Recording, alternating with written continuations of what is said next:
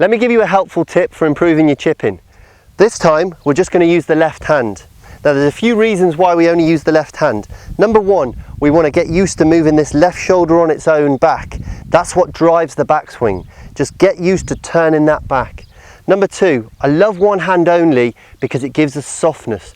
So many players, especially handicap golfers, struggle with strangling the club. One hand on the club allows us to be very soft. So there's a good reason.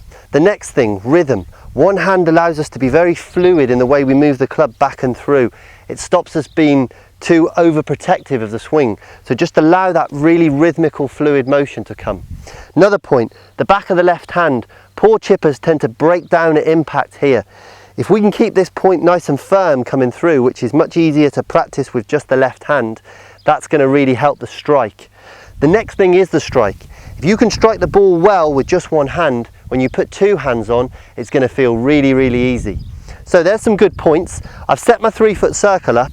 I've got 19 paces to the hole here, so I'm going to go down and hit some chips. Of course I'm going to try and get them in my 3-foot circle, but whenever we practice something with one hand, don't be so caught up by the result. We're trying to improve the motion here, and ultimately we're trying to improve the way you do it with two hands.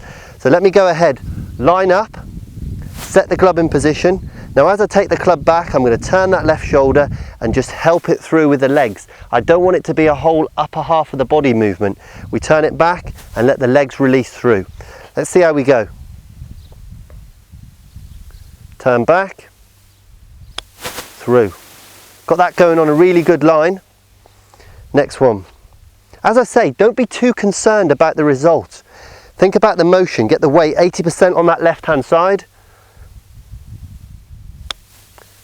Hear that strike. If you can get that noise with just one hand, your two-handed chipping will really come on.